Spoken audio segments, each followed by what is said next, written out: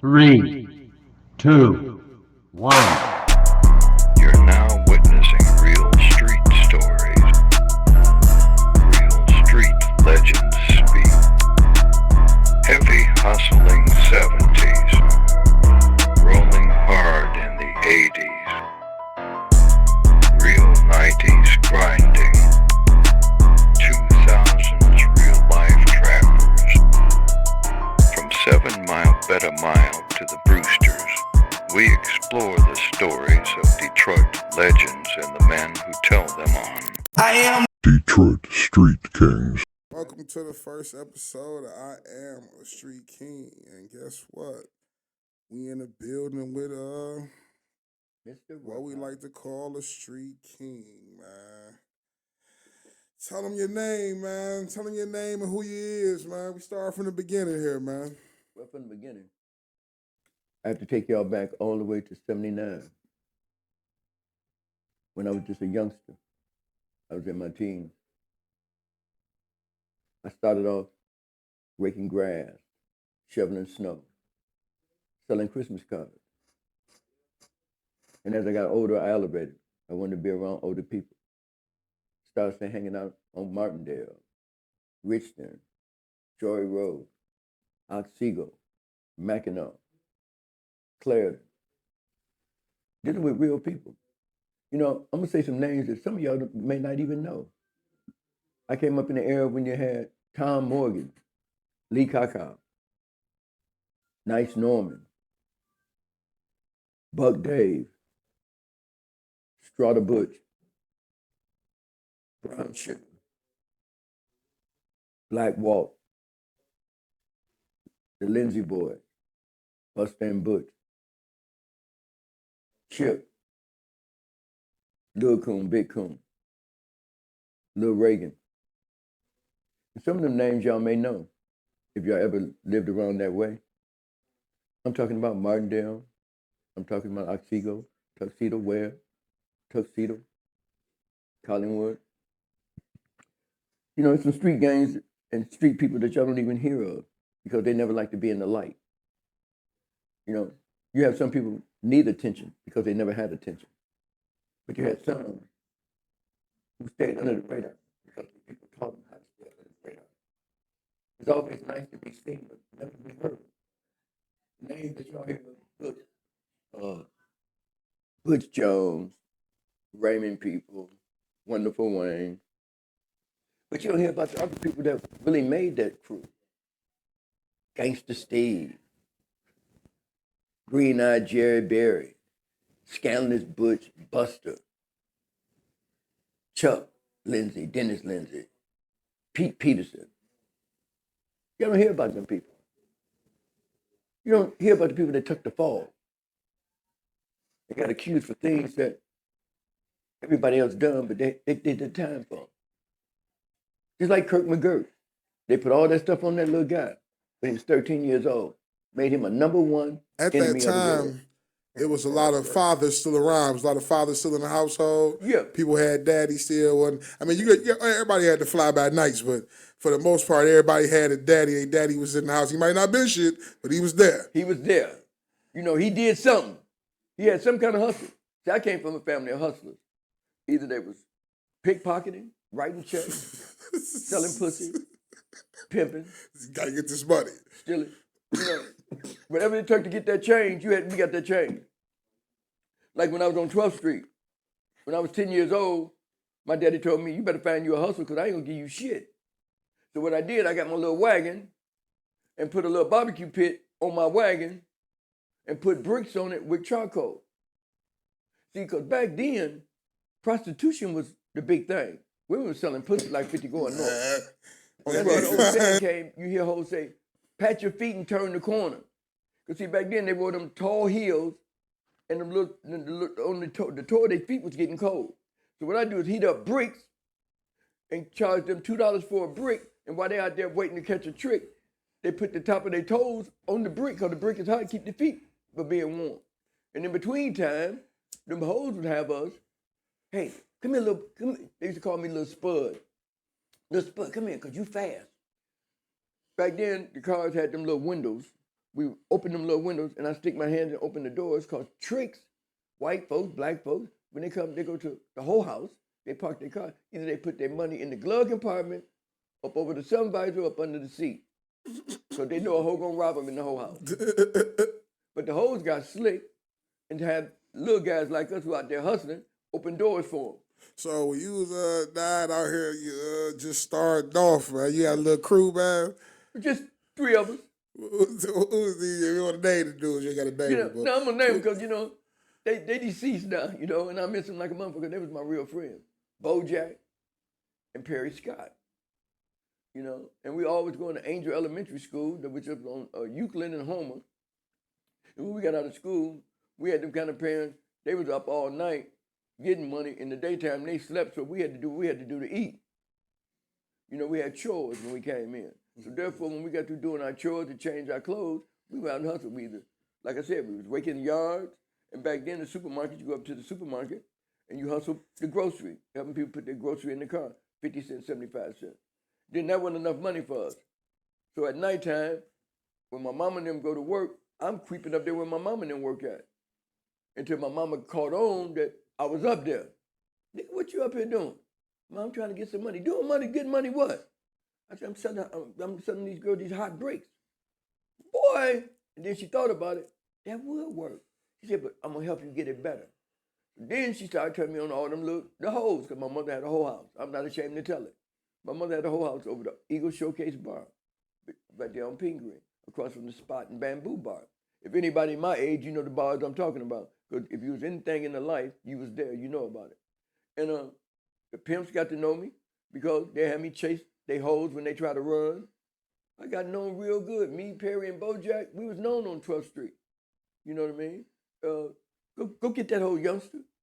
So, we're going to keep it to that era right for one more hot second. So, we talk a lot about, like, the violence, like motherfuckers got guns. I think people fail to realize that y'all had guns back then. They just didn't invent guns. They didn't invent guns in the 80s when niggas started selling crack. Y'all wasn't inclined to use them per se. No, because but motherfuckers had guns. They had guns, but see, back then, that's a whole different era. See, back then, it was on principle. It was, your word was your bond. So the guns came in, I'm saying, our teenage years. Them well, you know, I was getting a little older, but back then, in the 70s, early 70s, the late 70s to the early 80s, it was all about pimping and horn. And then, when we started getting up in age, 11, 12, then we got up on the dope scene. Because see, back then they had penny caps. You know, we gonna get to the dope. We gonna get to the dope, man. You know, so you, Bojack, and Perry. We got, you know, y'all out here selling bricks to the hoes. We selling bricks. Not only selling bricks to the hoes, we was utility men. We doing everything. We go into trick cars for the hoes and for the pimps. When the hoes try to run from the pimp, they chase the hoe, knock her down till he get there.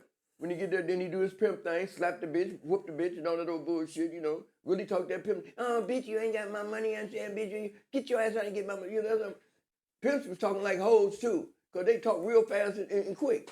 But then at the same time, we learning the game. I'm learning it. I'm absorbing. I'm starting to like this street life. And the more I like it, the more I got into it. Then I started seeing my older brother. I wonder why he wearing shoes with fish in them. Was your siblings on the same? They was into, y'all all was in there trying to find the hustle. Was everybody trying to do something? Or you had square, basically you had square siblings that they ain't taking no part in this. They trying to do the right thing. None of my sisters them no damn squares. Oh, no square. Ain't no squares in this circle. Squares not part of their world. Ain't no squares in this circle, I'll tell you. My mama don't believe in a square. Because her favorite quote, and I got money with it, and I get money today with this famous quote here. And I'm glad my mother taught me this one. She said, baby, if you ever want to win some money, tell a nigga something that they think they know, but they don't know at all. And I said, what's that, mama? She said, if I'm a square and I'm trying to go in a circle, how can I do it? That make a nigga wonder. If I'm a square and I want to go in a circle, how can I do it inside the square? Every nigga gonna come in, well, you cut this, you cut that, you do this, you do that. It's only one simple answer. You know what the simple answer is, bro? Can you tell me the answer to it? You done told me this before, but I done forgot. Yeah, you forgot. Tell him again. Give him the game again. If you're a square and you're trying to go in a circle, how can you do it? Most people gonna say, it's impossible. That's bullshit. If you stay away from the corners, you're going in a circle.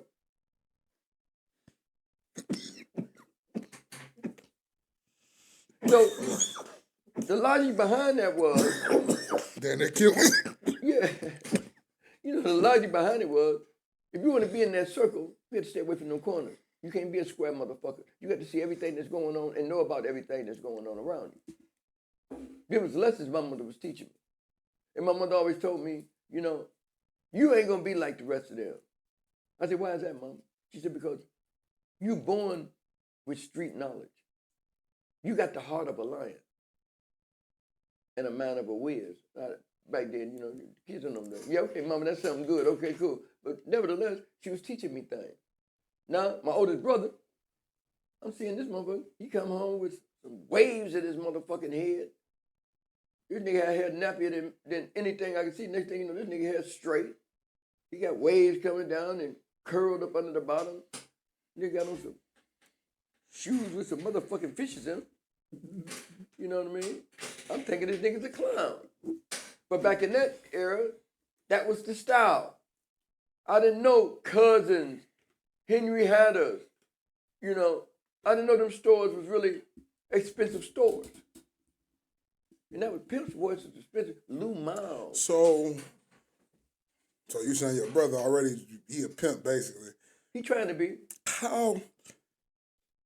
Because everybody, you know what I'm saying, everybody, when we see all the black exploitation videos, they was always out in California pimping some bitches. They ain't never, but I figure most of this shit come from Detroit. Man, look. Most of the pimping, so how prevalent was pimping in Detroit during that time? Man, very prevalent, man. If everywhere you go was hoes, listen, let me tell you. The whole stroll was Woodward, 12th, 14th, Linwood, Joy Road, Dexter. That's on the west side.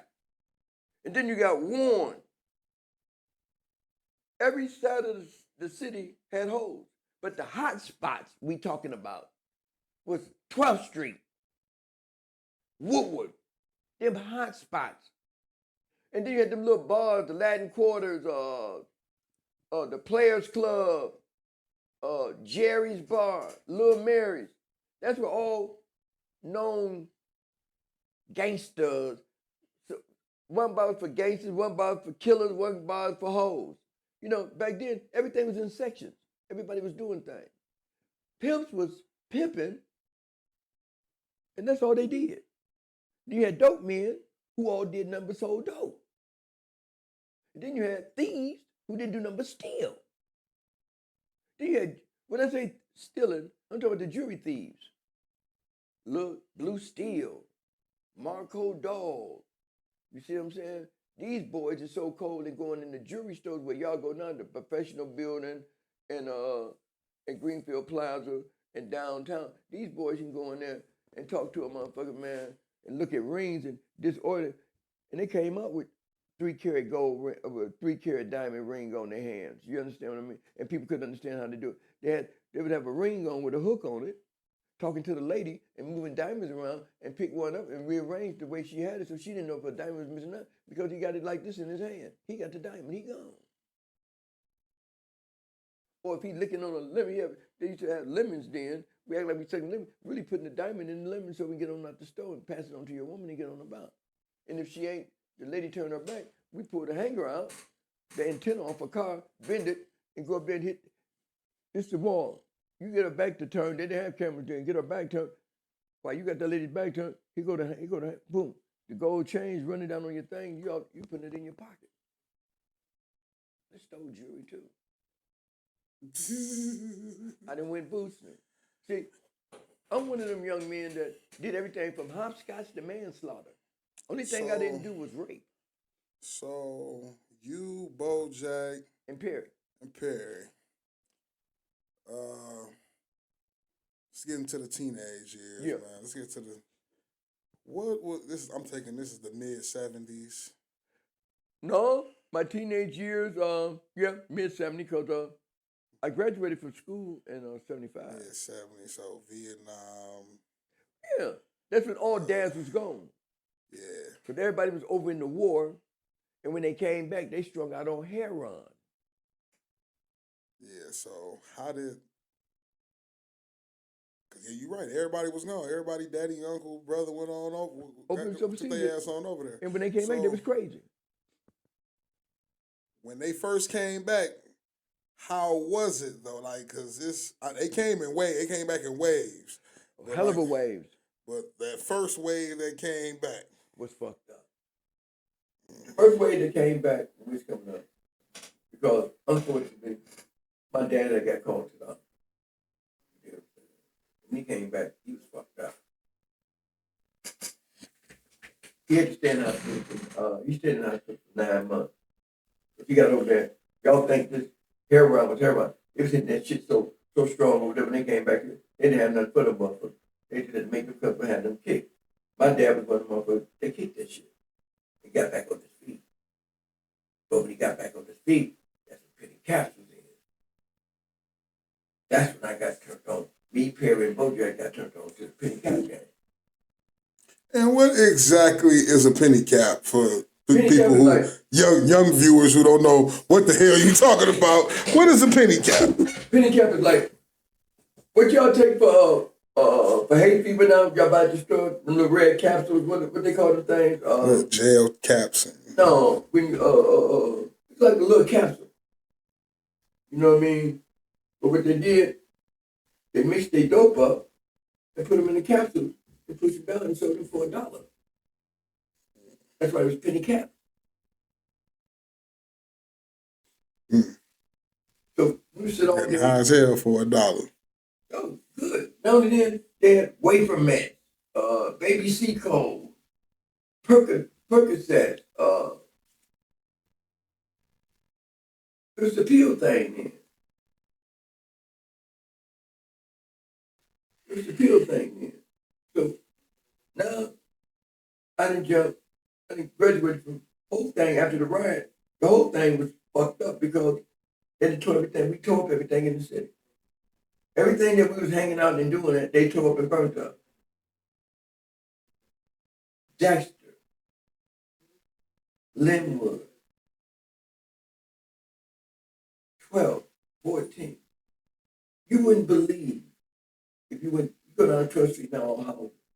Back there, was nothing but all bars, restaurants, cleaners, bakeries, shoe stores, clothing stores. All that was on 12th. Movie theaters and everything was on 12th Street. Just like people don't know, Dexter had a show. We had a movie theater right there on Dexter. Dexter and Davidson. You know what? I know where that guy had the liquor store at. Yeah, he got killed. Yeah, I know it was a movie theater. I remember. You know, I remember when that was still a movie theater. Yeah. And you know, on Linwood, they had the Linwood Theater down there, Linwood, Virginia Park. They used to dance there years ago. Used to be a dance there. So you know, all that stuff was burnt down and tore up. So now everybody come back. Everybody on drugs. Now I'm in the mood. I'm in school. My older sister and her boyfriend, they told me. True story. It was June the 3rd. That's when I was going to Northwestern. I'm going to school. I'm driving a deuce and a quarter drop top. Someday. Because the days I'm driving a drop top Cadillac DeVille. I'm driving and I'm wearing glass heel shoes. And niggas didn't know what glass heel was. I was wearing Flotion and Gypsy split toe. You lost me, my nigga. What the hell is a Flotsam and a jitney split toe? Gypsy flip toe, whatever the fuck it's called. What the fuck is that, man? Them shoes. See, back in our era, there's one thing about black folks. that don't change. Black folks love to dress to impress. And the things that I'm naming to you are shoes that known, if a person sees them on your feet, you get money. The appearance was everything then. So how was y'all getting the money at this time? Now, because you said you was going to school and drop top, do squatters and floatiums. And all I did was, for my sister's boyfriend, pick up the money on my way to school and drop the dope off. I'm in school with $2,000 in my pocket. So, okay, so at this time, everybody's basically just selling heroin. No, they selling pills, they selling weed. But I'm saying, but the main money getter, if you want to get some money and get something quick for real, you're doing heroin. You selling heroin. Heroin and pills. Okay. Prostitution down there went to where they doing it inside brothels down. Women got places where you go in apartment buildings to get pussy. A pet store front. You go in for a massage parlor. That's prostitution. It's like down there in the Cavs Quarter right there. They had the pet store right there on the corner. There's a pet store. It's back there doing freaky shit back there. Yeah, I know. Legit, but you work on tips. Mm-hmm. But at the same time, now heroin is in. You know, now we're at the point now we sell no. In '75, Miss Jarvis introduced. Miss Jarvis, what they consider quinine and dome. And we sell bungles. 12 to a bundle. So how many guys from your age and your circle at this time is doing exactly what you're doing? Well, it was a few because either their brother, cousin, or somebody got the bag. And how you was getting your money was I give you 10 bundles. 10 bundles of 12. You get 2 off every 10. That's how people was hustling. Mm-hmm. You just get up on the corner and sell that dough. Off every bundle, you got $20. You see what I'm saying? Mm-hmm. So if you got 100 bundles, you good. If you get rid of all of it, the faster you run up and down that street and your dope is ringing, we had Fuji Con, we had Cloud 9, we had 7-Eleven, we had Green Owl, we had Huggy. You know, Pony Down, you know, all these different names for those. Star David. If your name was ringing, you pumped it. And back then, the more people died, the more money you get. It sounds odd. The more people OD off your dope, everybody coming to get it. Detroit Street Kings.